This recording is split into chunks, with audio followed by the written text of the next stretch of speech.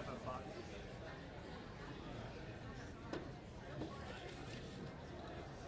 Sorry. Good afternoon and welcome. I'm Ted Parson, Professor of Law and Faculty Co-Director of the Emmett Center on Climate Change and the Environment here at UCLA Law School. The Emmett Center on Climate Change and the Environment, together with the UCLA Institute on Environment and Sustainability, are delighted to be co-sponsors with the Union of Concerned Scientists of today's Lou Branscomb Forum on Science, Democracy, and Community Decision-Making on Fracking. The Emmett Center is the first and leading institution at an American law school dedicated to advancing research, teaching, policy, and law on the grave societal problems of climate change and its impacts. We are delighted to co-sponsor today's event with the Union of Concerned Scientists.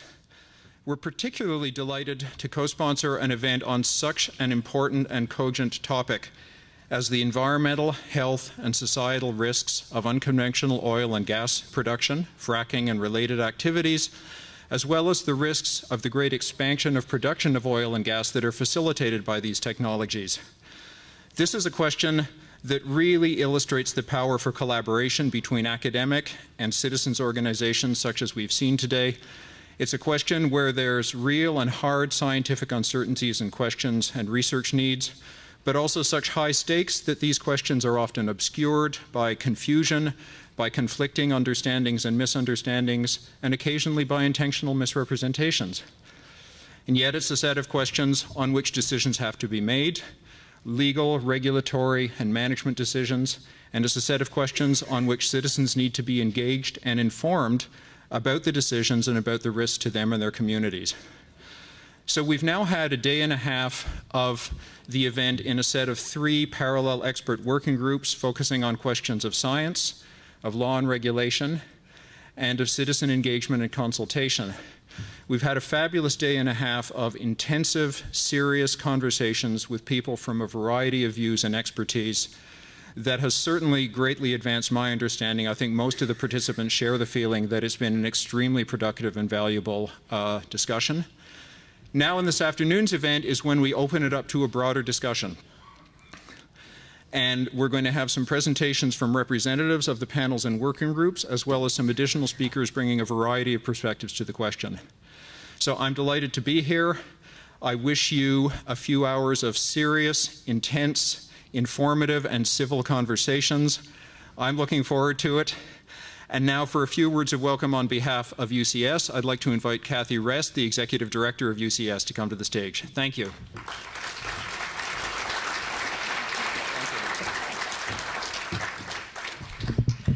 Good afternoon, everybody, and welcome on behalf of the Union of Concerned Scientists. I'd like to welcome everybody here in the room and even more of you that I understand are joining us online today for this important forum that we're hosting, a Louis M. Branscomb Forum on Science, Democracy, and Community Decision-Making on Fracking. This event was organized by our own Center for Science and Democracy, a relatively new initiative launched by UCS just a year ago. A year ago, we saw a compelling need to create this center, given our historical roots, our mission, and what we saw happening around us. Many of you may know that UCS was founded back in 1969 by students and faculty at MIT at the height of the Vietnam War and in the midst of a nuclear arms race. Our founders were greatly concerned that science was being used to develop destructive technologies instead of helping us solve our more pressing societal and environmental problems. Over the past 4+ decades, we've been working on some of these problems, from climate change, energy, transportation, agriculture, nuclear weapons, all in service of trying to develop and then advocate for practical solutions and to ensure that our policies and decisions are informed by the best available science. And for a lot of this time, science was not a political football. It wasn't seen as just another point of view. It was recognized as a source of knowledge and innovation that has really helped make us safer, healthier, and more prosperous. But more recently, we've seen especially troubling attacks on science and on scientists, as well as an erosion in our ability to have public discourse, and certainly an erosion of public's trust in government. We now see our political leaders who are often unable to agree even on basic facts. And in the echo chamber of a 24-hour news cycle and the enormous power of social media, it's become increasingly challenging and difficult to discern fact from opinion or fact from ideological preference. And this really hobbles our ability as a nation to face the challenges that we see and to hold our elected officials accountable for their actions or their inaction on these challenges. So we established our Center for Science and Democracy to build on our legacy with a compelling vision, basically to strengthen American democracy by advancing the essential role of science, evidence-based knowledge, and constructive debate in the U.S. policymaking process. This is the Center's second forum. It addresses a really critical issue that's facing our communities, California, many other states, and our nation. Decisions about if, where, and how the extraction of our nation's unconventional oil and natural gas resources should proceed. It's a challenging and a heated topic. At UCS, we think that better information and stronger regulations are needed to understand and reduce the potential environmental and public health risks associated with this extraction.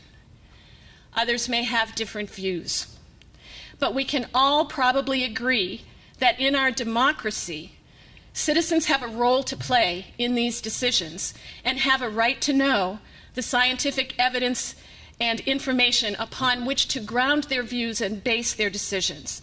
And this forum is meant to inform and help inform all of us.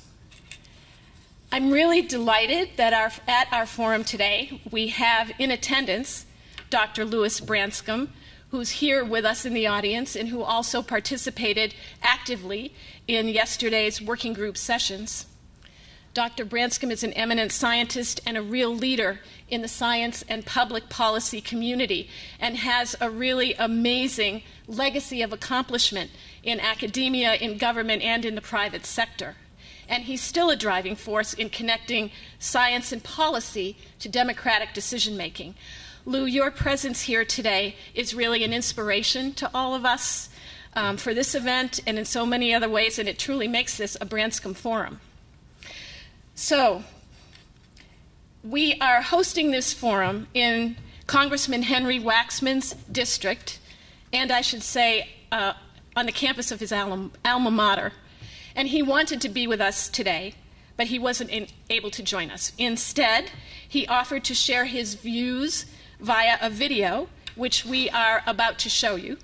And when the video is over, I will welcome to the podium Adrian Alvord, who's the director of the UCS California office. So thank you all for being here today, and now we'll turn to a video.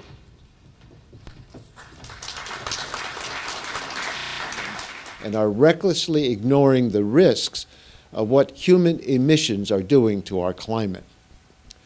Science denial has stalled legislative action on the most critical issue of our time.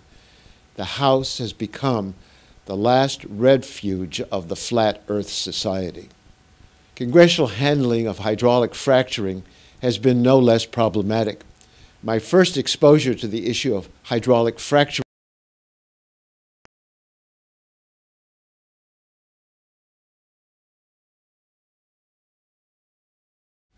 Thank you very much for this opportunity to address the forum on hydraulic fracturing and the need for rigorous science to inform public policy making. I wish I could be with you in person, but Congress is in session in Washington. I want to begin by commending you for fostering this discussion about the role of science in crafting policy. It's a timely and critical, important topic. In Washington, D.C., the U.S. House of Representatives is waging a political battle on science.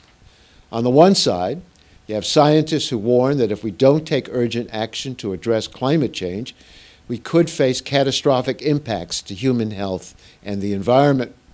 On the other side are Republicans in the House, many of whom deny the science on ideological grounds and are recklessly ignoring the risks of what human emissions are doing to our climate.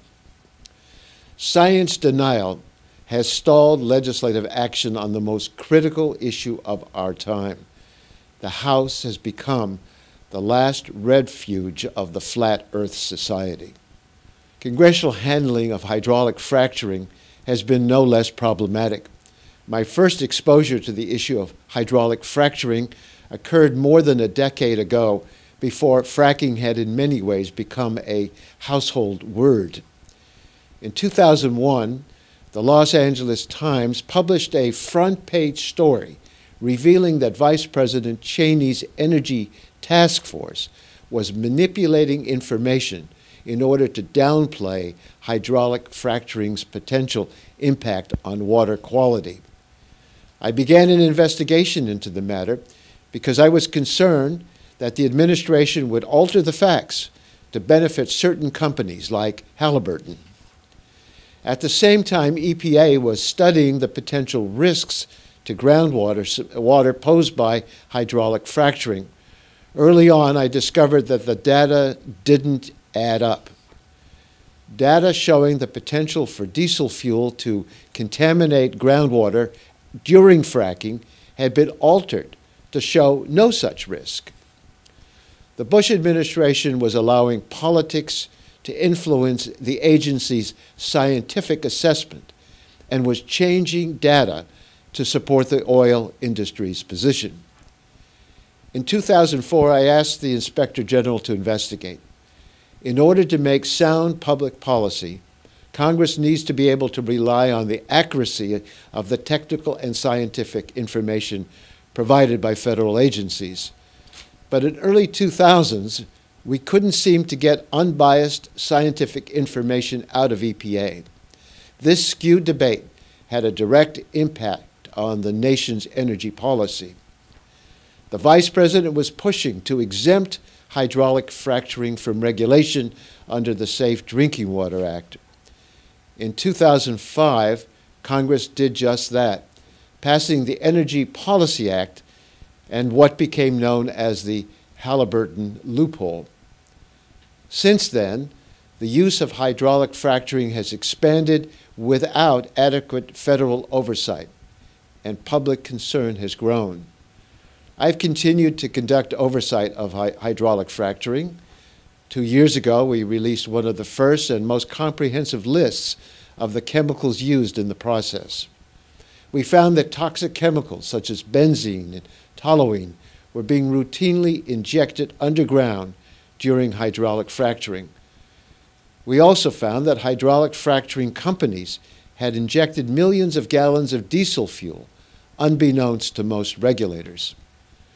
Strong regulation, full transparency, and rigorous science are essential to ensuring that oil and gas drilling occurs safely and responsibly. Here in California, I think we should take a deep breath and make sure strong safeguards are in place before oil companies open up our state to large-scale hydraulic fracturing. That's just common sense. I wish you the best as you explore these important issues at today's conference. California has long set the standard for human health and environmental protection in the United States. Californians should expect no less on this issue. Sorry I'm not with you, but I will look forward to getting a report of the conclusions that you reach and working with you in the future to protect human health and the environment. That is our first obligation. Thank you so much. enough information about fracking to make informed decisions? 93% of the 200 respondents said no. And in follow-up comments, they expressed the need for more data. Here in California, we're standing on the threshold, at least potentially, of a modern-day energy rush, thanks to the fact that technology now makes it possible, at least in theory, to access what may be the largest deep shale oil reserve in the world in the Monterey Shale Formation that underlies a huge swath of California, including here in Los Angeles. Estimates are that we may be sitting on top of 15 billion barrels of oil. Fracking and other methods of enhanced oil recovery, possibly involving acids and other compounds, being injected underground are going to be necessary to extract this energy. But alongside the industrial and potential economic benefits this resource might provide, people have a fundamental question. Is this safe? The prospect of fracking in LA Basin communities, as well as increasing activity in agricultural regions in California, has brought to light concerns about whether we have sufficient information on the potential risks of fracking, resulting in 11 pieces of legislation introduced in California this year that address regulatory oversight or call for an imposition of a moratorium on fracking. Today, only one of those bills survives, but whatever happens in the legislature, we're likely to be debating the science, safety, benefits, and risks of this technology for some time. Some believe that the debate over hydraulic fracturing or enhanced oil and gas recovery or other injection and extraction techniques that have come to be shorthand as fracking is a bit overheated. After all, hydraulic fracturing was developed in the late 1940s, and we've been drilling for oil and gas for well over a century. But it's the scale and scope of fracking that have changed dramatically in recent years, causing an industrial and economic boom in some localized areas, much cheaper natural gas, and the potential to be more self-sufficient in energy. In fact, better fracking technologies and drilling techniques have actually changed the energy economy of the United States, driving natural gas prices down some 70% since their peak in 2008 and accounting for 1/3 of gas production in the United States. In terms of oil production, the International Energy Agency predicts that the U.S. could be the largest oil producer in the world by 2020. But with this industrial boom in oil and gas production have come serious and sometimes disturbing questions about the consequences. Media reports calling into question the safety of fracking, public health concerns about the content and migration of potential fracking fluids being injected underground at high pressure, water supply as well as quality issues, reports of contaminated land, questions about climate change and energy policy, explosions of gas facilities and oil transportation accidents, and movies like Gasland and Promised Land have excited uncertainty and fear about what fracking could mean for communities and the environment. Questions about the safety, public health, and environmental impacts of fracking have been difficult to answer in many cases because limited information is available in the public domain due to a combination of trade secret protections and uneven, weak, or non-existent regulations. It's even difficult to determine where, when, and how fracking may be taking place. So UCS's purpose here today is to help bring the best available information to the debate, to help empower you, engaged citizens, and communities to determine how you want to approach fracking. In workshop sessions yesterday and this morning, leading up to this public segment, we have brought together dozens of experts in science, law and policy, public health, and community engagement to answer 3 basic questions. 1, what do we know about fracking? What is the state of the science? 2, how should we go about regulating? What should local, state, and federal officials be expected to know and to do? And 3, what do communities need to know to have meaningful engagement in this debate? It would be nice if these discussions had resulted in consensus solutions and agreement on all questions, but as in most questions involving science, technology, and policy, there is uncertainty and disagreement, and fracking is no different. And we're certainly not trying to tell anyone here what or how to think. But we do want to provide you with the best available information and some tools to help communities engage more effectively in the policy discussion, including a better idea of what is and isn't known. We're pleased that Connie Lewis from the Meridian Institute is with us, and in a few moments she will moderate a discussion informed by our workshops and your questions. We will begin the discussion with Connie shortly, but first we want to show you a brief video featuring local citizens and their thoughts called The Curious Case of Fracking, Questions from the Road. We hope that you will have a rich and informative afternoon, and on behalf of UCS, thank you very much for participating today.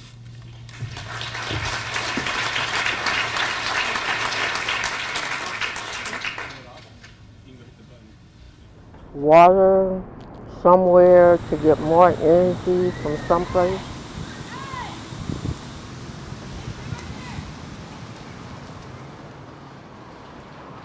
I'd like to know short-term and long-term.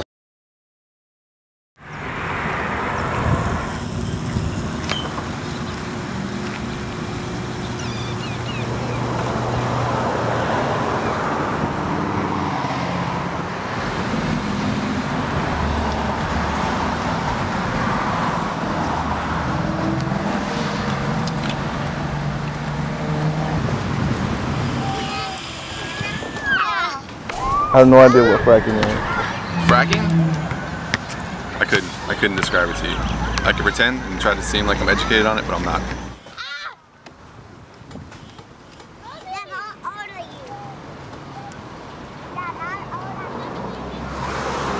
I don't know, but what little bit I do know, it has something to do with adding water somewhere to get more energy from someplace.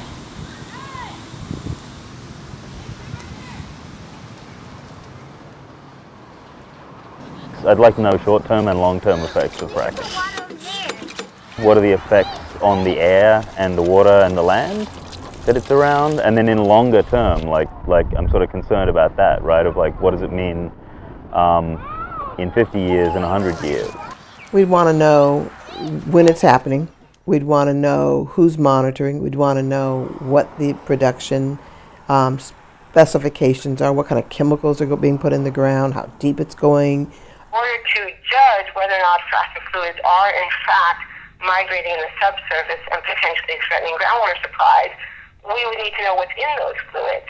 So the problem is the state of California, and certainly my little city of Culver City, doesn't have enough money to fund big studies on hydraulic fracturing. The money really is coming from the industry itself. Fracking is expanding right now in California without state regulators even tracking where it's going on. So there's no fracking specific regulation, and regulators aren't even collecting information about when, where, or how. I want lawmakers, I want to feel like they care. I want them to send their own people and do their own studies. I don't want to feel that I'm being fooled by oil companies. I think if it's going to be for us, it's good. For the city itself, it's good. But now if it's going to be environmentally bad for us, I think we could search other ways to, do it the right way. LA is a basin, and this is not just going to be a local Baldwin Hills, Culver City issue. This will definitely impact all of Los Angeles for many years to come. Corporations do have some rights to protect their investments, but they also have some responsibilities to provide the public with the right information to evaluate health and safety claims.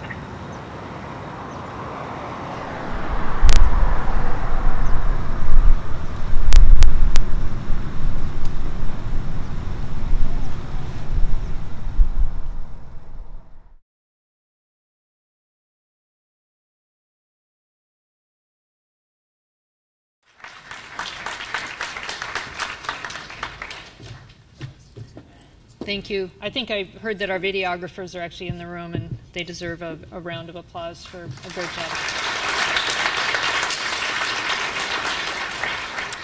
Well, as Adrian said, my name is Connie Lewis. I'm with the Meridian Institute. Meridian is an NGO that's headquartered in Colorado at a much higher elevation than here, 9,000 feet. And I'm going to be serving as the moderator for this afternoon's proceedings. My job is to try to ensure that we get through some presentations quickly so that we can get to the main business of the afternoon, which is taking questions on what was going to be presented. I'm not the substantive expert, don't pretend to be, so I'll be directing questions to others. Quickly, the agenda for the afternoon is going to entail, first of all, an overview from each of the working groups that have been meeting for the last day and a half. A very quick summary, 15 minutes worth of trying to summarize very rich, informative discussions that took place over about a day and a half.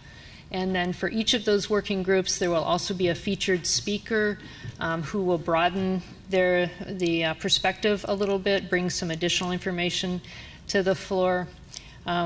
Once we hear from all three of the working groups, we'll take a very short break from about 3:35 to 3:45.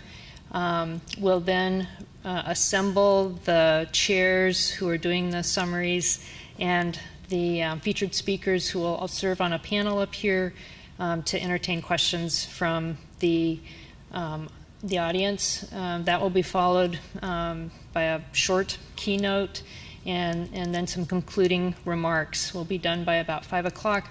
And then there's going to be a reception, which will be a wonderful opportunity for people whose questions perhaps aren't addressed during the afternoon to be able to pigeonhole people and explore their questions in person.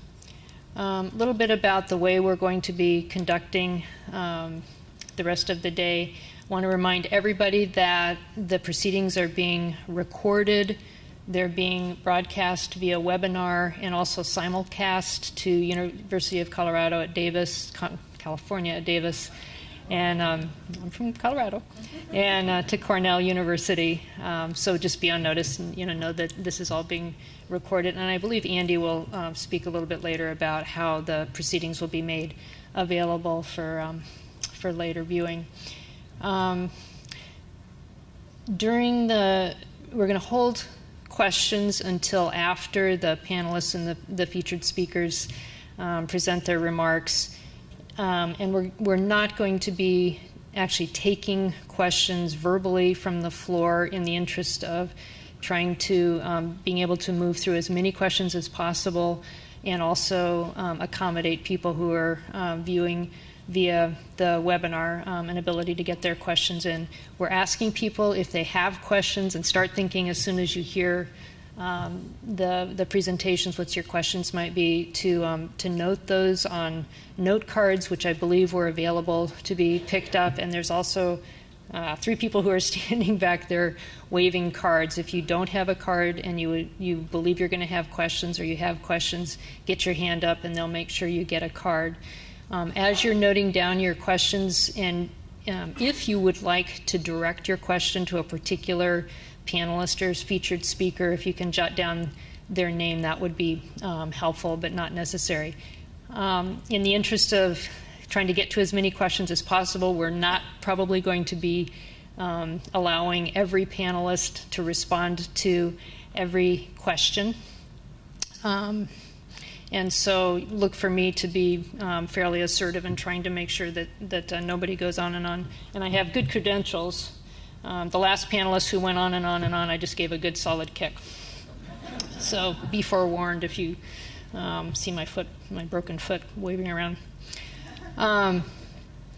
And knowing how frustrating it can be to be sitting and to have an urgent burning question that you want answered right now, somebody's just spoken to, I'm just going to ask everybody to please be respectful of our time and the need to get through as much as we can, and remember the opportunity that you may have at the reception following to go and personally engage with the person you would like to ask the question of, and probably have even a better opportunity to get the question answered or your point made. Just quick reminder as you're listening to the panelists and to the responses to the questions, there are evaluation forms. The center is interested in learning as much from this forum about how to conduct even better forums in the future, so we'd appreciate it if you would take the time to fill out those forms, drop them at the registration desk as you're going out. I'm going to introduce the chairs of the working groups and the featured speakers. I'm going to keep my introductions very short. If you're interested in more information about who these people are, there are biographies in the program that are more extensive. So we're going to start with Kevin Hurst, who is the chair of the science group. And Kevin is the former assistant director for energy research and development with the Office of Science and Technology Policy from the White House. So Kevin, you want to talk about the science group, please?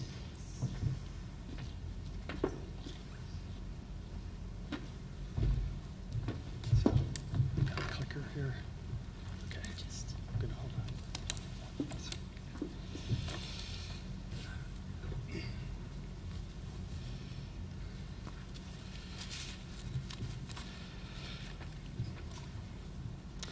Well, thank you, Connie, and thank you to Dr. Branscomb and the UCS organizers for making this possible. It's great to see the interest in this important topic, and I look forward to the interaction that we're going to have a little later on. I'd like to start with some context. Over the past 7 years, shale gas has grown from 5% to 45% of U.S. natural gas production. Hydraulically fractured tight oil has gone from 5% to 35% of U.S. oil production.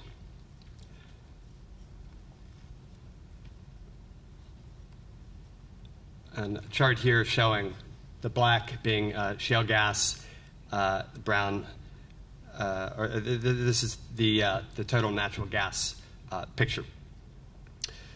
No one expected that, and few were prepared for it. It's a classic oil and gas boom. So now the regulators, decision makers, and communities are playing catch up. People are asking, what's good about fracking? And what are the problems? How can it be improved? And what are the alternatives? These are questions that science can inform. Science can illuminate the concerns. What do we know, and what do we not know? To help address these questions, I chaired a working group over the past 2 days of about 24 scientists and experts from diverse fields, folks from environmental groups, universities, government, and industry. We're all represented in our working group. And somewhat surprisingly to me, by the end of our time together, we had reached a remarkable degree of consensus on a number of important points. So let me tell you some of the overarching findings. And just to be clear, this is my own interpretation of where the group ended up. And so the specific wording here shouldn't be attributed to any individual participant. We didn't have a whole lot of time for wordsmithing. But let me tell you about these. This is, I think, important. There was a broad consensus among the participants that fracking can be safe. We agreed that every form of energy production, indeed any type of industrial activity, involves risk. And in general, risk cannot be completely eliminated. But modern society has, in fact, learned ways to manage these risks, and we can see examples where these approaches have been highly successful. For instance, in the aviation industry, as air travel has grown significantly over the past few decades, the number of accidents, airplane crashes,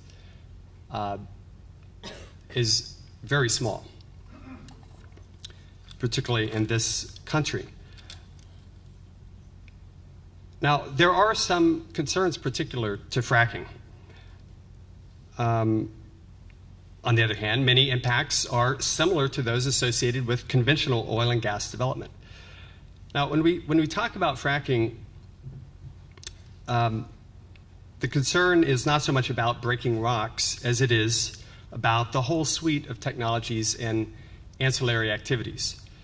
The industrialization of the landscape and its effects on communities, freshwater withdrawals, long-term waste storage, methane emissions, air pollution.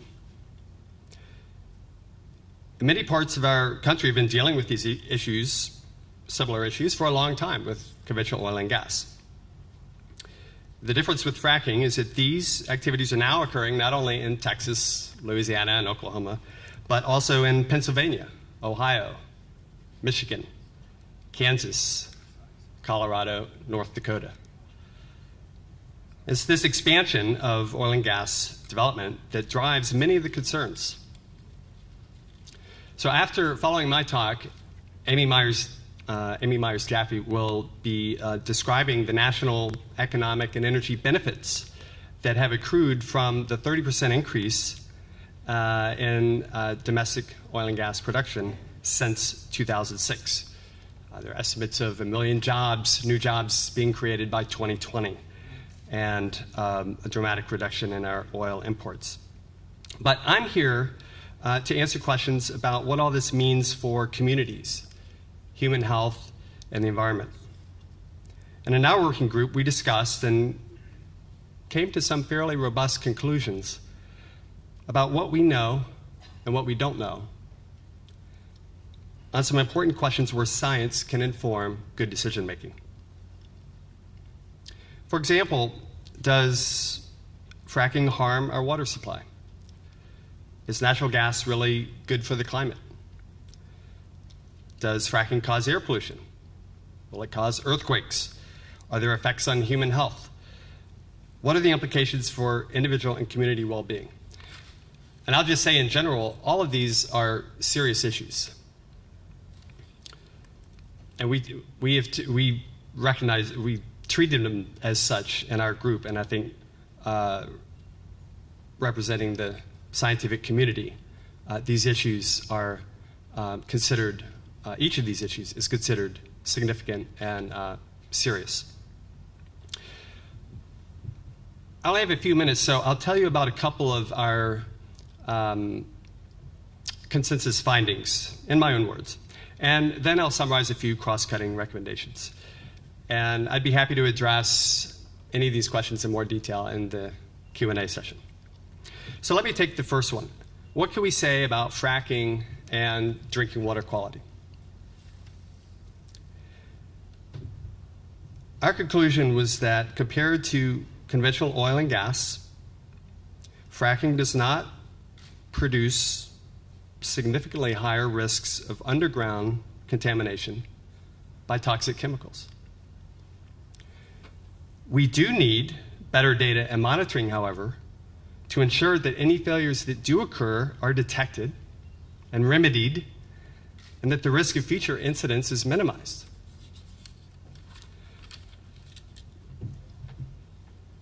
On the climate question, what can we say about that? Well, what we can say is that the greenhouse gas emissions on a life cycle basis from fracking-related oil and gas production are similar to those of conventional oil and gas, particularly after the new EPA regulations come into effect in 2015. And furthermore, the data indicates that a small number of facilities are in fact responsible for the majority of greenhouse gas emissions from the fracking and related activities and the oil and gas production and transmission and distribution network. This suggests that if we can identify and remedy this relatively small number of leaks, and we're talking about faulty equipment and maintenance issues, then we could significantly reduce the climate impact of these activities. So cross-cutting conclusions and recommendations. What can we do to reduce the impacts and minimize the environmental and health risks? Well, first, we need monitoring. We need a clear picture of air quality, water quality, wildlife, and public health indicators before and after drilling, and then continuing over time, even after completion of the production activities. In large part, this data needs to come from industry, from the producers themselves. But data collection should also involve the communities, which can in fact help to design the sort of studies and data collection that is needed, as well as universities, government, state and federal agencies. Data collection needs to be done systematically in a way that enables consistency, transparency, and widespread use. Our second recommendation is that we need to understand when and where failures have occurred, and that when there's a serious failure, there needs to be an investigation. We need to understand how to prevent it from happening again.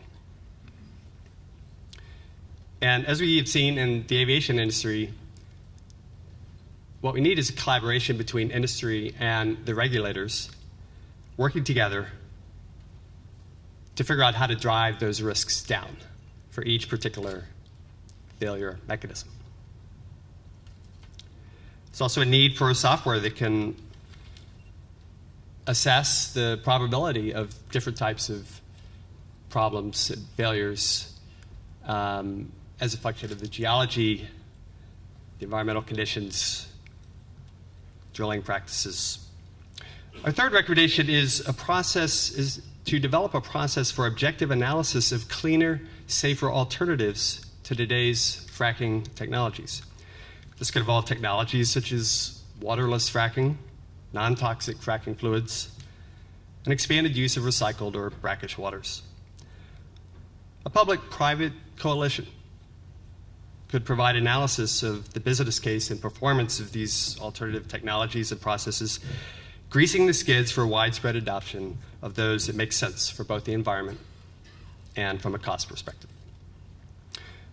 And a group like this, a collaboration of this sort, could also be a way to bring in local communities and give them a say in what questions they want to see answered, and even helping with data collection. So I look forward to the interaction with this group in the Q&A session, and thank you all for your attendance here. I'll turn it over to Connie and Amy. Thank you. Thanks, Kevin. Even sitting where I was, I could hear all the pencils scratching with all the great questions that people will have for Kevin and for this topic.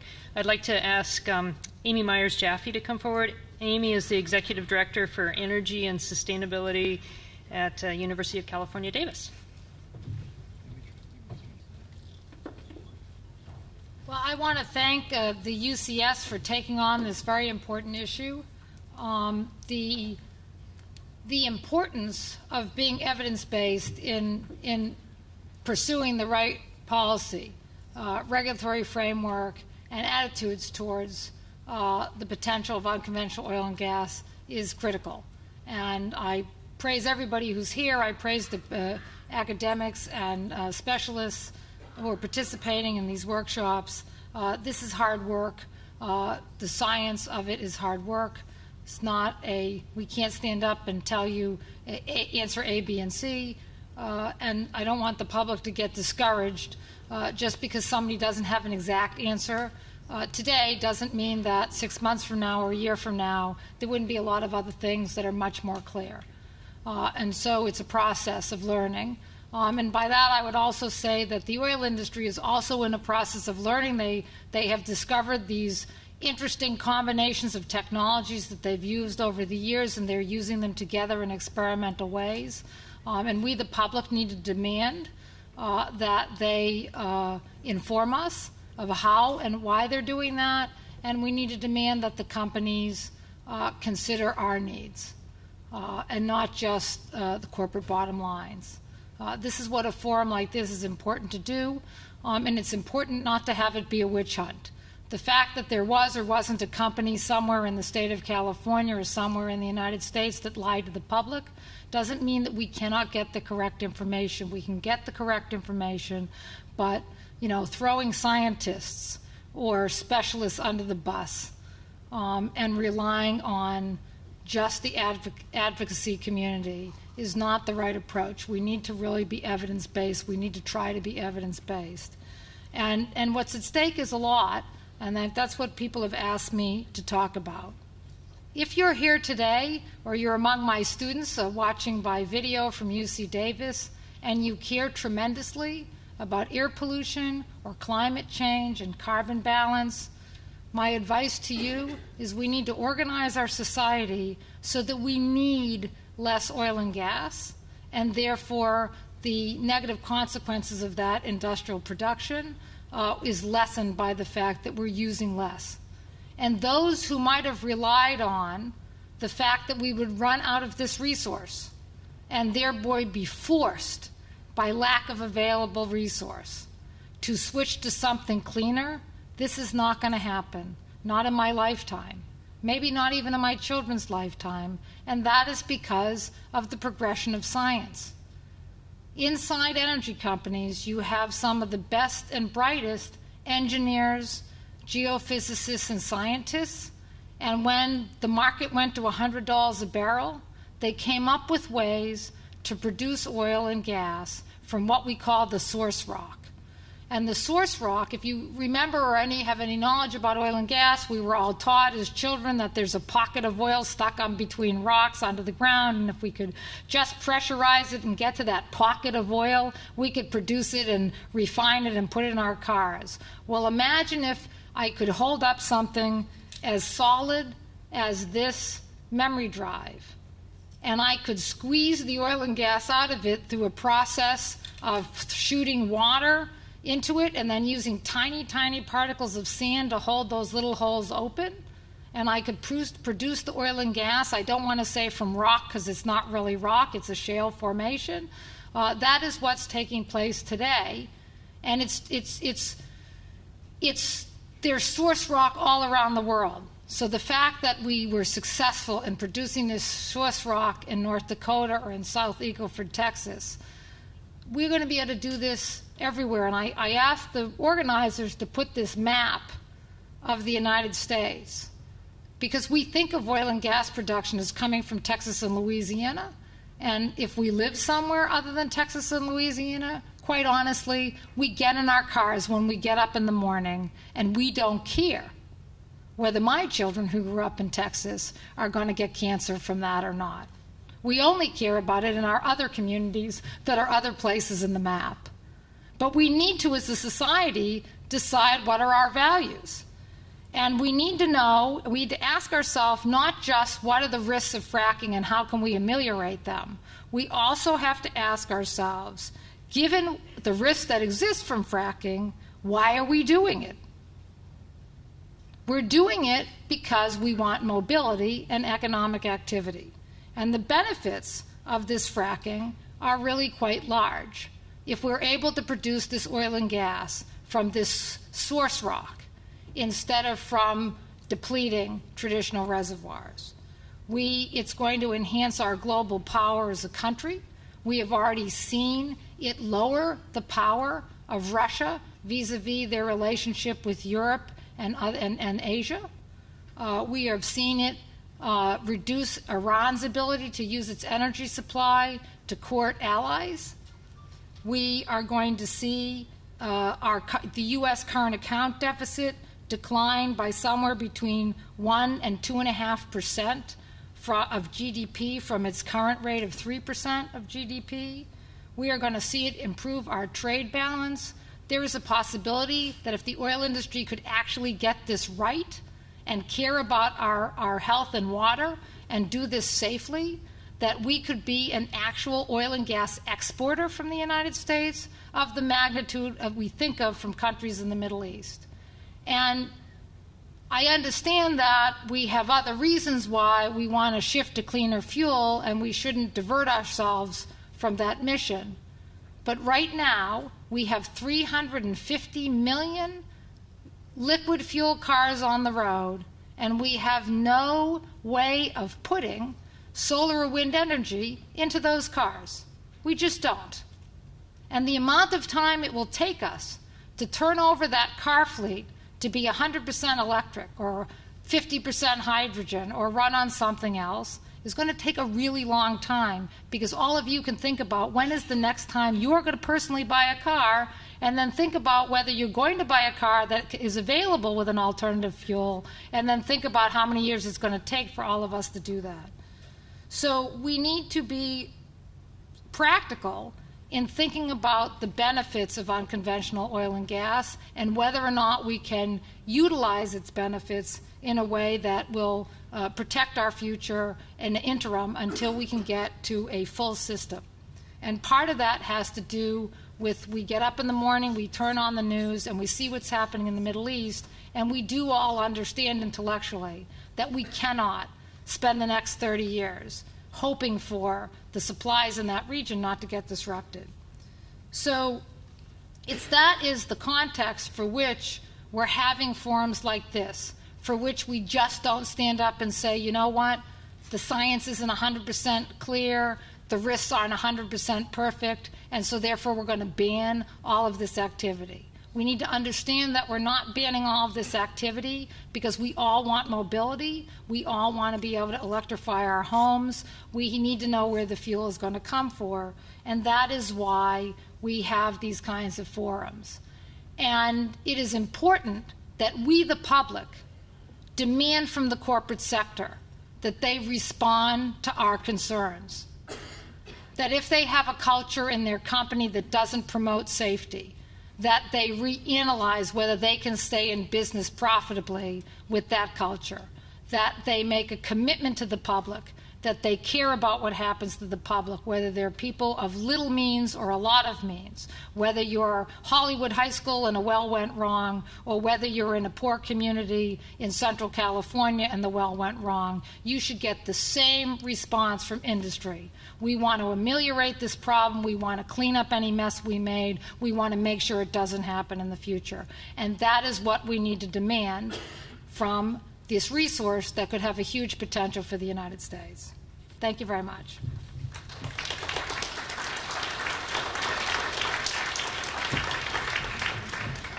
Thanks, Amy. We're going to ask Kate Konchnik, who's the policy director of Harvard Law School's Environment Law and Policy Program and the former Chief Environmental Counsel to U.S. Senator Sheldon Whitehouse. And Kate is going to be providing an overview of the conversations that took place within the Policy and Regulatory Landscape Group.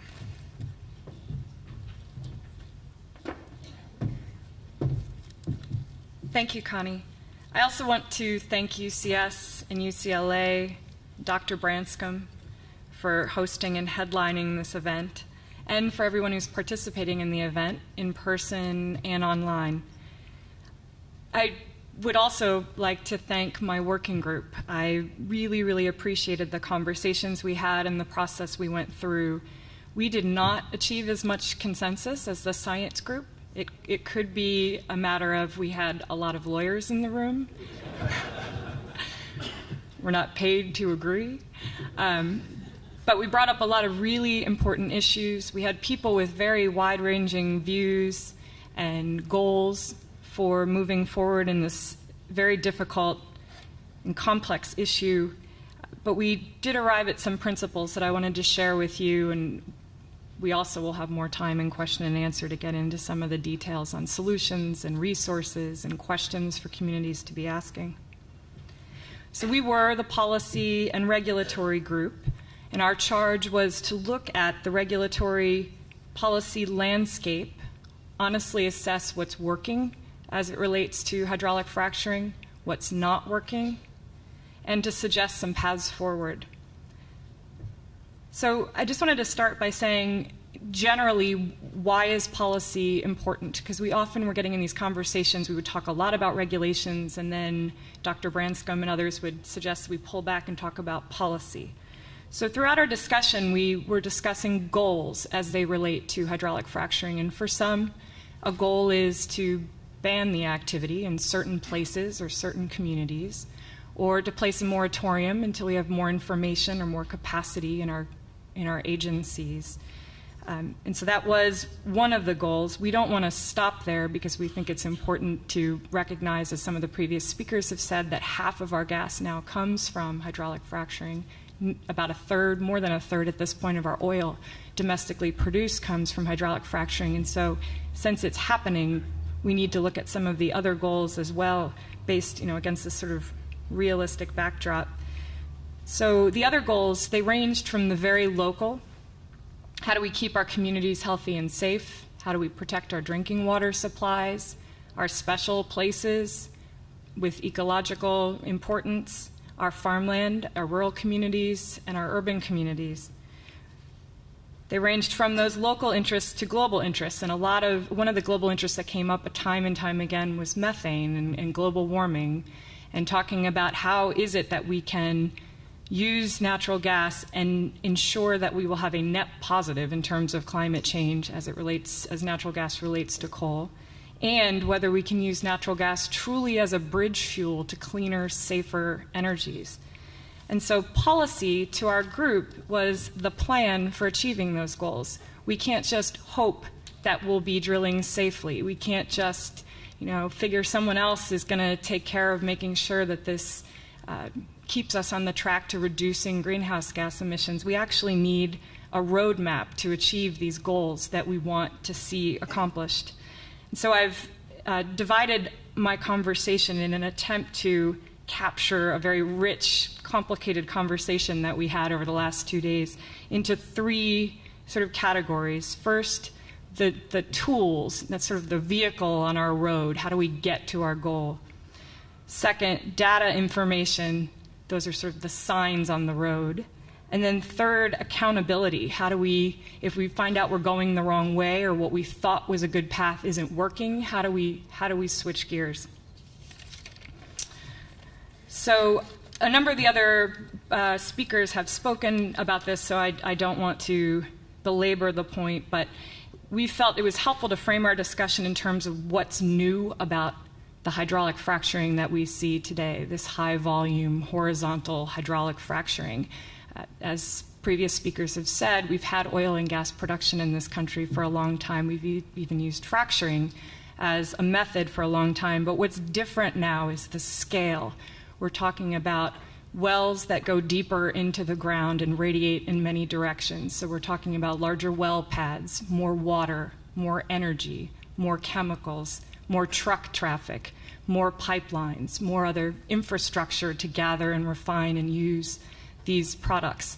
And so when we are looking at regulatory and other policy responses, we have at least places to go to. We've got existing law. We've got existing solutions in other contexts that we can sort of pull from, which is not to say we have all the answers or that we're done with this by any means, but we're not starting from whole cloth.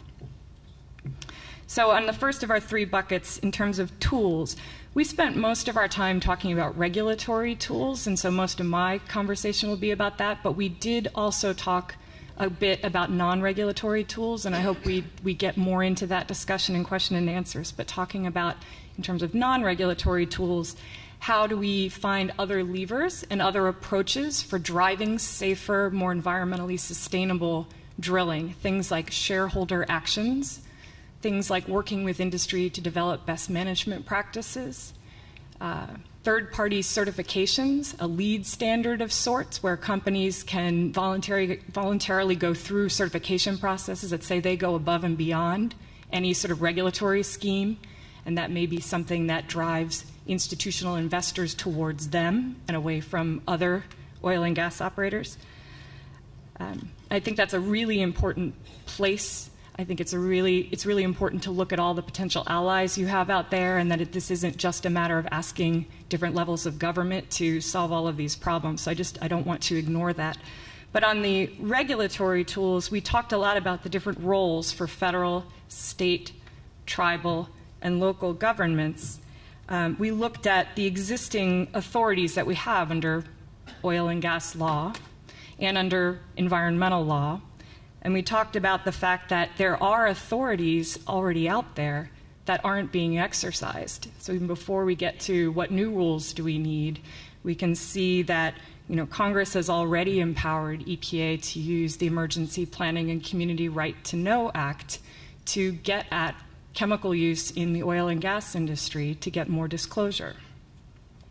We know that Congress has already given EPA authority under the Clean Air Act to require green completions to reduce methane leakage at all wells, even though EPA has only chosen to regulate and require green completions at gas wells where gas was the primary product you were going after.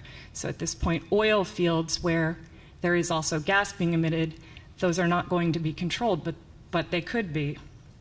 We talked about existing rules on the books at all levels of government and the fact that they're often not being enforced. And again, so before we even talk about what new rules we need to fill the gaps, there are existing rules on the books that, whether through capacity or lack of will, are not being enforced, and we need to figure out how to address those. So then on top of those existing authorities, those existing rules, we're now attempting to graft onto that body of law new rules that get at what's new and different about hydraulic fracturing. And that's where you get a lot of this debate about, is what's different just that stage where you're injecting chemicals and water underground? Or does that stage now pose greater risks across the entire life cycle of a well because you have more water use, more chemicals being stored on site, blended on site, trucked to and from a site? We had discussion then about, as you're grafting these rules, you need to make sure that you are filling gaps, making sure that there are shared authorities across the different levels of government, but that at the same time you're not duplicating effort and having multiple requirements trying to achieve the same purpose. And that you know clearly what level of government, and even within a level of government, what agency holds the buck for a particular issue. So the community knows where to go, and it's very clear the process for responding to a particular problem that comes along. Generally, we talked about the federal government being very well suited to setting a floor or backstops in certain areas that states could then build on to reflect their different circumstances on the ground. And then talked about local governments serving the public as conduits of information. Somebody pointed out that local governments could also be the eyes and ears of the state governments. They're on the ground. They can see if there are problems going on in terms of compliance. We also talked about particular roles the federal government could play in terms of research and development, in terms of setting out competitive prizes, maybe an X prize for can you solve this particular risk issue with a new technology. We also thought the federal government has a very key role to play in terms of information gathering, standardizing what it is we should be testing for, how we should be measuring, so that data we're collecting from well to well, state to state, truly is, it's an apples to apples comparison, and we can start to see patterns.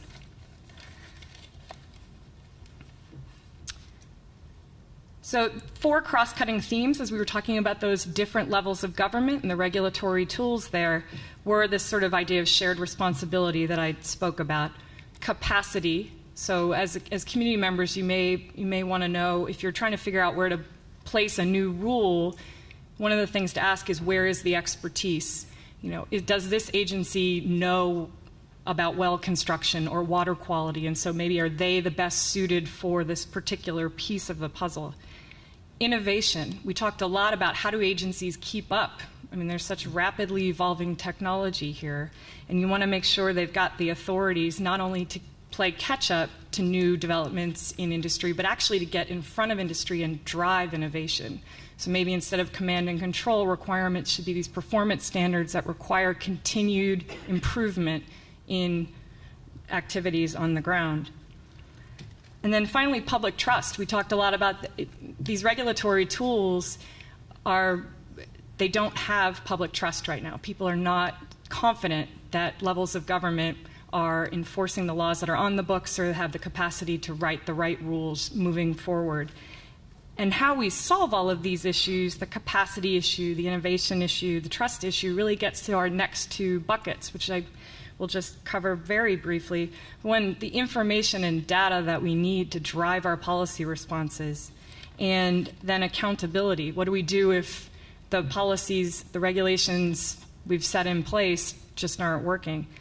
So information, we were talking a lot about, this being a good way of assessing where we are. We talked about a need of baseline testing, whether it's water quality, air quality, baseline health studies in communities, and then we need to have ongoing monitoring to evaluate as this activity is underway and moves forward, are there changes that we are seeing? And hopefully we're seeing improvement as we go along, but if not, that jumps us over to that accountability bucket. What do we do about it? We need to have a rapid response and an ability to change path to make sure that this is continually improving as we go along.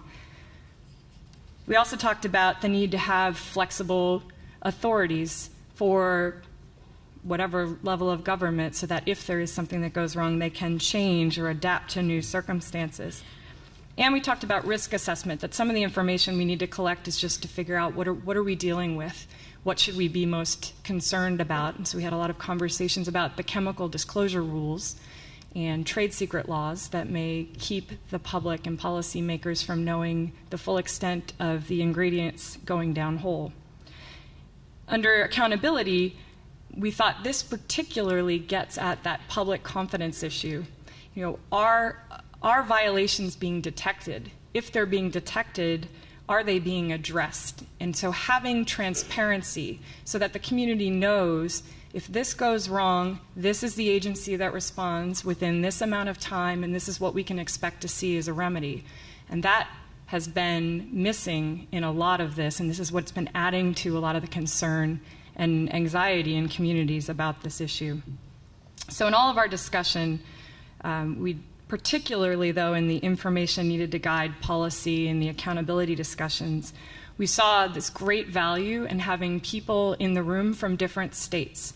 Because as we said, there was no state that was a paragon of success, but from each state we could find interesting policy tools, regulatory tools, solutions, things that were working. And I just would say that I hope we continue the conversations that we started here and have those kinds of add value, cross-cutting, cross-state dialogues continue so that we can learn from each other and figure out how to craft a policy response that helps us achieve our goals for safer, cleaner energy. Thank you.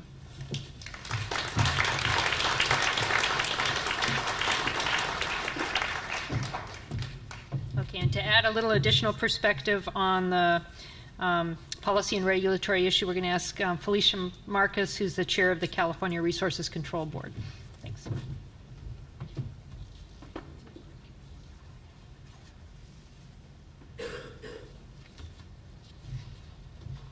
Good afternoon. I didn't realize she really did break her foot until I just got up here. I know, and I'm scared now. I will try. Thank you. I'm pleased to be here, and I am incredibly pleased that the room is so full, and I assume the airwaves also have plenty of listeners who I hope will continue to stay engaged and to engage in the public policy process wherever you are. It is absolutely essential. I'm just going to give some thoughts, not just on what I heard, but I was asked to talk a little bit about the context in California. I would say, am I too close? Oh, sorry.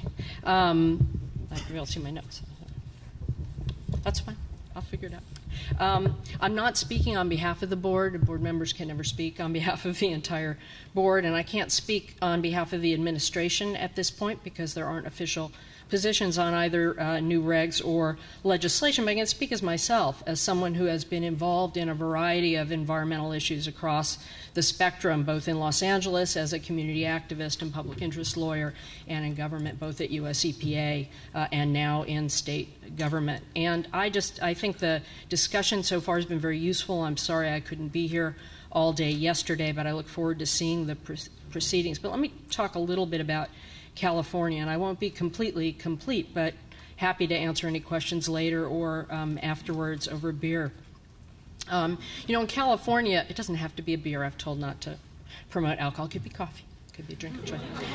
Beverage of choice. You know, in California, we like to think of ourselves as at the forefront of every environmental issue and public health issue, and sometimes we are on a lot of things. I'd say we'd win the pool across our 50 siblings, but not on every issue and not at every time. And in this particular issue, it's interesting because we're doing some catch-up, not just with the issue as it currently stands, but with, as other people have said, facing this enormous expansion potentially of an activity in our state. And we actually have a chance not to get ahead of the curve entirely, but get further ahead of the curve than we have across the country and even in California on a number of issues. And so it's an incredibly interesting time, and a time when there's an incredible amount of focus at the regulatory level, but particularly at the legislative level, which is a moment that doesn't come along all the time in any state or at the national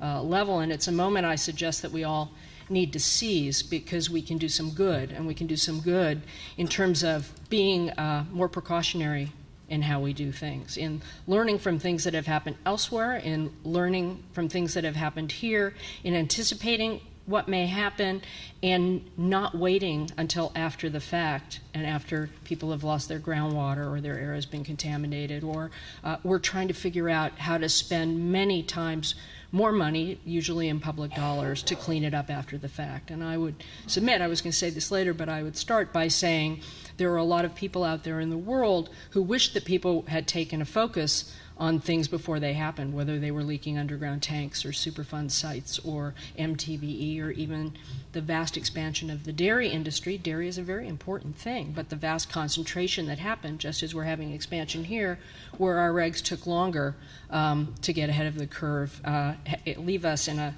oh, I'm sorry. Who is Little Snitch? Never seen that before, sorry. So in any event, all I'm trying to say is the time is right, and particularly in California.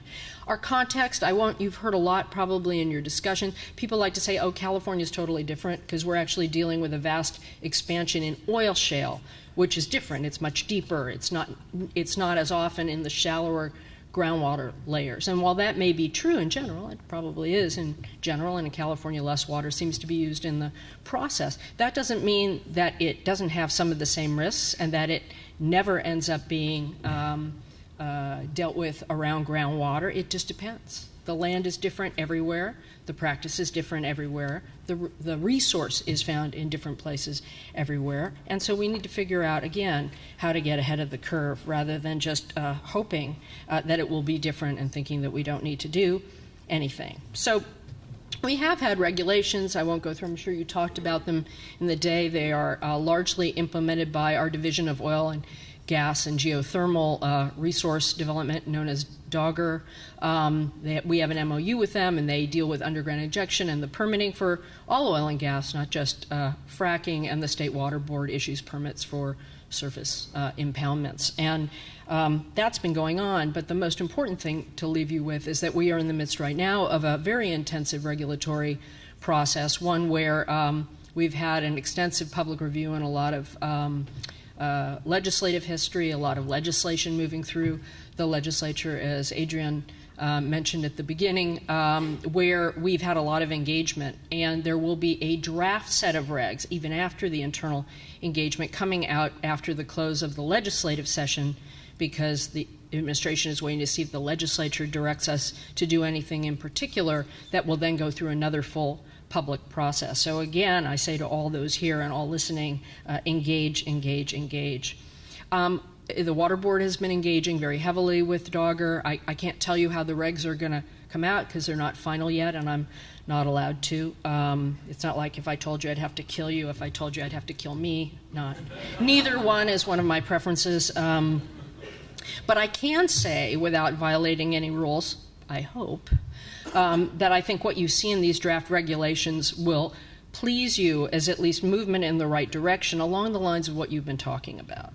more water being protected, more engagement by the regional boards, more pre-monitoring ahead of the curve, more transparency on a number of fronts, and that's in part because of the legislation, but in part because of the incredibly good work of many of the heroes that are in this room who have been engaging so heavily in this work over the past few years. So I think you will see much to like, and you may well have much to say must be much better, and you'll have an opportunity to do that. The legislature is still deliberating. The bill that's remaining has things on transparency, public availability, even has, in some cases, a provision that would have the regional boards go out and actually test wells.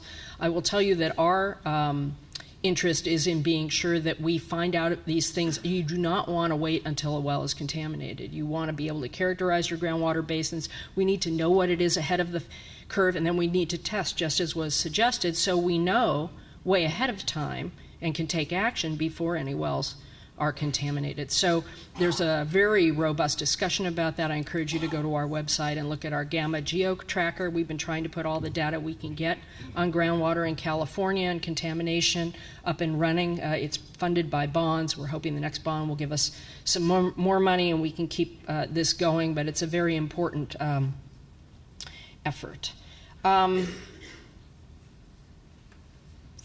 Finally, with respect to the science, I think the issue that I've been talking about is important because now is really that moment, because we do have the legislature focused, and it's not just on fracking. An advertisement for 2 other reports that we did earlier this year, one on people relying on contaminated groundwater in California. Good news, 95% are covered by a public water supply system that mostly meets the water quality standards. Bad news is 5% aren't. They're too small to be covered by that, or they're domestic wells that aren't even tested. So there's a lot that's unknown. And as you look at even the Gamma thing, you'll see there's a lot of people relying on contaminated groundwater, a massive problem, particularly in the Tulare and Salinas areas with nitrate, that we're also grappling with at the same time in the legislature and in our offices. And so the good thing about it is that the information is getting out. We're trying to help get that information out, and the eyes are on this issue. And it is a moment to be seized that does not come along all the time in the rush of issues that press a legislature. So I'm looking forward to good things, and I'm looking forward to seeing the rest of you in the months and years to come, in addition to in a few minutes up here. And, of course, afterwards. Thanks.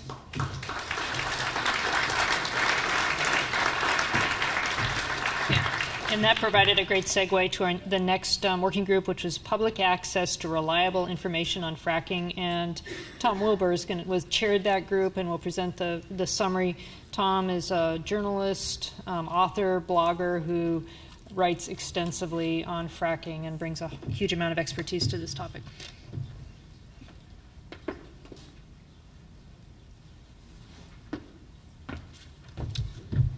Thanks, Connie. Thanks to the organizers at UCS and UCLA for bringing together everybody in this very much needed event. And I'm going to start with a little context. What is shale gas development, shale oil development, and how will it affect my life? And there are a lot of different answers to that, depending on who you are. You might be a drilling operator, contractor, or investor making a livelihood from or seeking a job with the industry. Maybe you live over a lucrative oil and gas field that you don't know about, but a prospective leaseholder does. Maybe you will find yourself living next to a pipeline or compressor as the national shale gas boom moves forward. Perhaps you are an activist or advocate seeking information about environmental or public health impacts, or a state, local, or federal official answering to voters wondering about the community impacts of shale gas development for current and future generations. At the very least, you're likely a consumer of energy and affected by its sources and its cost. This was the context for Working Group 3.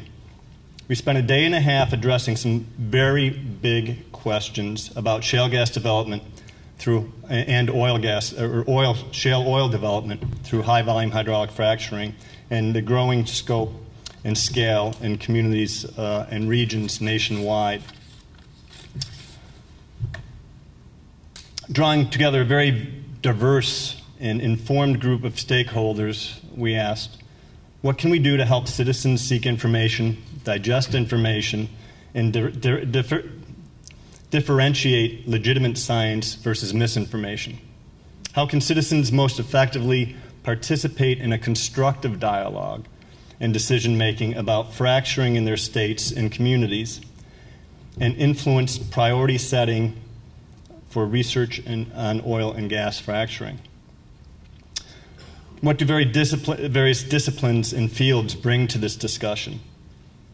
Now, wrestling with these questions and trying to arrive at definitive answers was hands down the most challenging and rewarding assignment I've had in my 20 years of journalism, trying to complete this task in 2 days.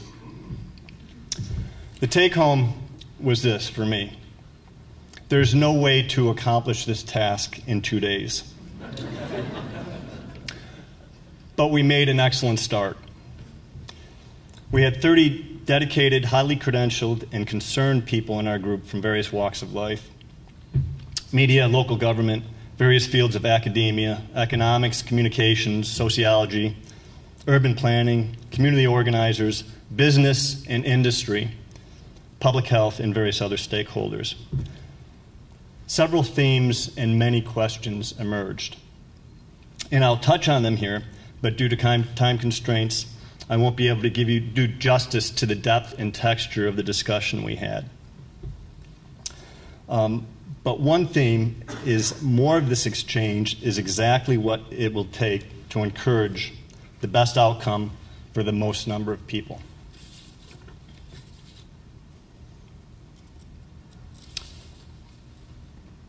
More information, and as I was discussing, I won't be able to get into all the details, but more information will be available on the UCS website, which gives a little more depth to all the presentations. Theme 1, public health and environmental safety should trump trade secrets and non-disclosure. Now, there was prevailing concerns, of course, and they've been expressed already, about air and water emissions, occupational exposures, climate concerns, exposure pathways, and what to do about that, what the risks are, etc., misinformation versus real information. And this takes us to theme 2, which is the source of information is important, and community generated information is likely to be trusted. Many, but not all, participants thought federally generated data and the related regulation that would go along with that, for example, through the Safe Drinking Water Act, if the exemption were to be repealed, about the chemicals used for hydraulic fracturing and how they're disposed of. Many, but not all, felt that that would serve public interest if we had more federal involvement on that level. The public might be served by regulatory changes to return certain authorities to itemize these chemicals, the chemicals used, and where they end up, document where they end up in the process of shale gas development. Another theme is disclosure is necessary, but not in itself sufficient. Disclosure is the foundation of the discussion about the pros and cons and the if and how of the fracking debate. Beyond that, it's critical to engage and empower residents and communities and voters in the decision-making process. While the federal and state regulatory scenarios are dynamic and moving targets, community and grassroots organizations are proving to be influential in the outcome of shale gas development, and engaging early in the process is more desirable than later in the process. And this came up through the group, but I can attest to this, having reported on it for many years on the East Coast, is this grassroots movement in New York getting ahead of the policy curve was very critical. The discussion often returned to the concept of trust. Trust in the information goes to the deeper issue of trust, or lack thereof, of various institutions, sectors, and the overall system. Public trust is served by more disclosure of data from multiple actors and sources, its funding, and acknowledging its limitations is essential to increase trust. There's some agreement on this. The jointly generated information pertinent to the particular local needs and concerns is necessary for community-level trust. Increasing trust in information is as much about who provides it, how it is translated, synthesized, and explained, and the context in which it is developed as it is about what information is provided. We can all learn to talk more successfully about the issues with each other across sectors. There are a number of possible tools to increase trusted information. They include full disclosure of costs and the full disclosure of accounting of cost, including external costs to investors, continuous participatory monitoring, standardized monitoring, and funding mechanisms to support local and community-based watchdog and monitoring efforts. Information is often equated with power, and information is more or less powerful if the public knows where it comes from, who pays for it, and what its limitations are. While our group came up with many more questions than answers, it also provided a frank discussion of the types of questions we need to be asking. And I'm going to just give you a few of these questions. And I think everybody in our group would like these to be in the form of answers, but it is a starting point. Who can produce trusted information? And some of the sources of information that a lot of people rely on, including journalists and therefore the community, are governments, academics, industry, NGOs. And there was some back and forth about what is trusted information and what isn't trusted information. And I think I'm safe in saying that there was a general level of confidence in information by governments and academia. Can we better empower, fund, and provide authority to government, be that more power to local or more to federal government, to both provide more detailed translated information and better regulation? So that was a big point of discussion. No consensus on that, other than empowering. Finding ways to do this was important, finding ways forward. Other questions. What ideas will help improve access to information to improve decision making? Regulatory changes to certain authorities to the federal government may be needed. But how do you do that? And it gets back to the question about the federal government and the federal government's role, and there are a lot of questions about that right now. There was several suggestions, and I'll just hit on one or two. Data provided to investors to rate and compare companies and their accountability and performance in terms of disclosure and environmental health issues could be a vehicle to help the public understand industry and impacts. Community-created information, crowdsourcing, real-time monitoring, and there are various examples in the media of a grassroots effort to monitor and disseminate information. Again, there's a question about trusting data and what to trust, and it gets back to this varies within communities and understanding how the information is generated. There were suggestions about having communities charter principles to guide their own approaches for land use, expectations, and local values. And again, I've covered this for a while, and I've seen a lot of this coming from the grassroots level and the town board level as opposed to the federal regulatory level. And then there was a feeling for the need for independent organizations to assemble and disseminate data from multiple sources and encourage public discussion.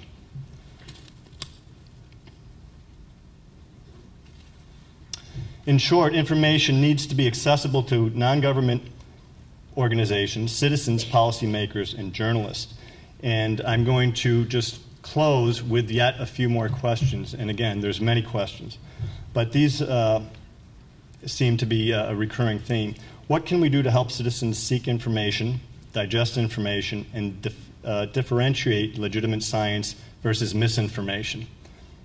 And how can citizens most effectively participate in a constructive dialogue and decision-making about fracturing in their states and communities, including priority setting for research on oil and gas fracturing? And again, this came to the discussion of these questions and how we can foster discussion.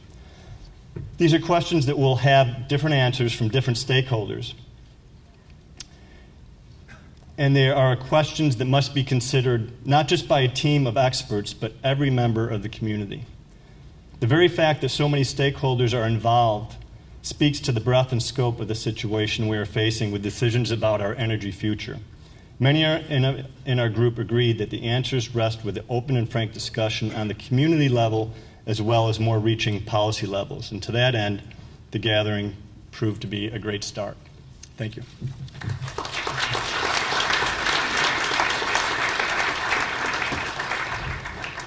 Thanks, Tom. And our last speaker on this topic is Jose Bravo, who's the Executive Director of the Just Transition Alliance.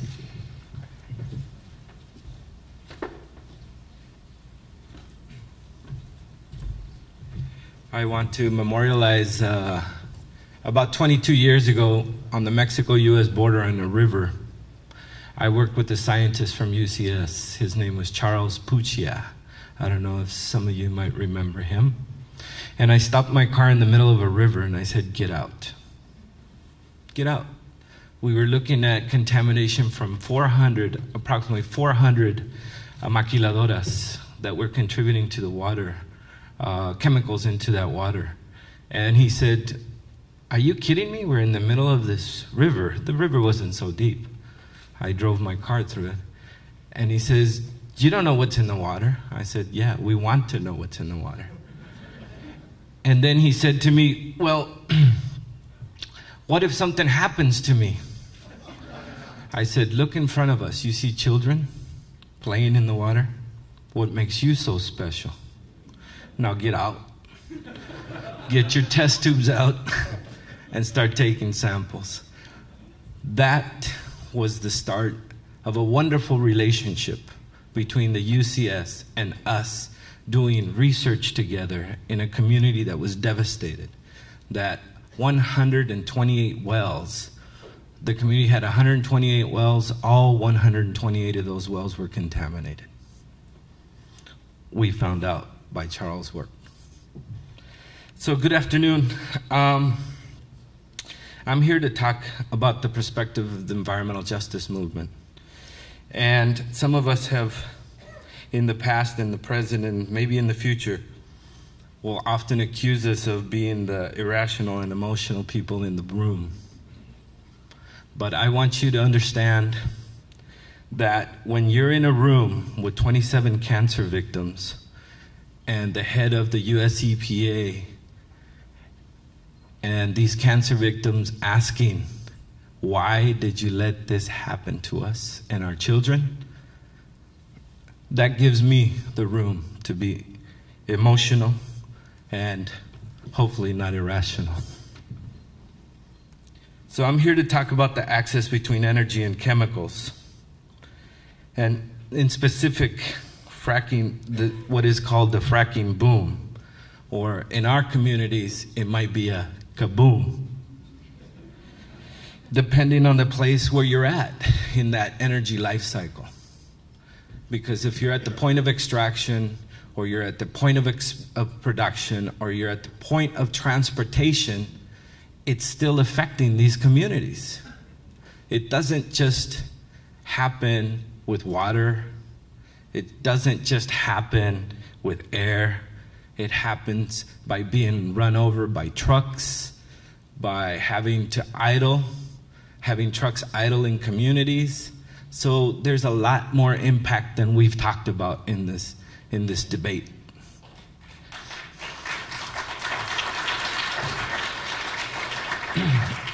So communities of color, environmental justice communities, poor people communities, and now with the fracking dilemma, the kaboom, even middle income communities are being affected throughout the US. And I want to say that in many environmental justice communities, we have the triple whammy. One is, first, where some of these, our communities are where some of these fracking chemicals are made. Our communities are where some of these fracking chemicals are used, and ultimately where some of these fracking chemicals are disposed of.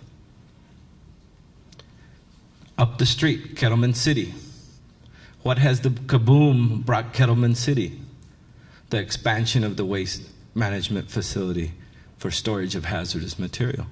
And I'm talking about not only the fracking kaboom, but the kaboom in deregulation and a bunch of other things that are prominent right now.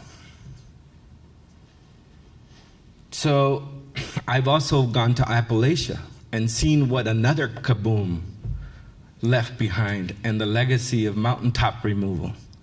That is where jobs trumped the environment, trumped life, trumped habitat, trumped everything. And where beautiful mountains used to be, and where beautiful rivers were once, now we see coal extraction chemicals running right through those communities. Poor white communities.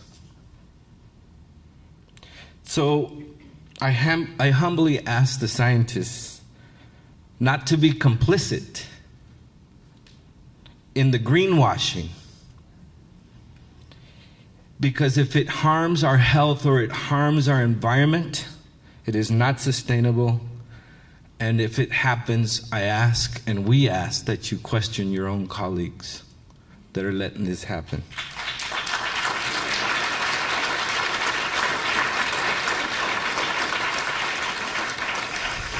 I've been to this dance before about how to interact with community and how to have community give feedback on research. And what we've come up with was that we need to have participatory research. You can't own the information, and we shouldn't be the only ones owning the information. It should be all of us coming together, bringing this information, figuring out what the protocols are going to be, figuring out how to interact with community people and those impacted, and then coming together on a final report that not only benefits the schools or the industries or wherever this research is started, but also benefits the community. Because if it doesn't ultimately benefit the community, then it could be just a study sponsored by Dow Chemical. Again. So we've always said, hey, whatever you do, let's do this participatory. Don't study us to death, because there could be study after study after study that didn't amount to action. And it's very, very important for us to make sure that things become better for everybody's health, not just our community's health, not just the state's health, but the global health and the global environment. Thank you.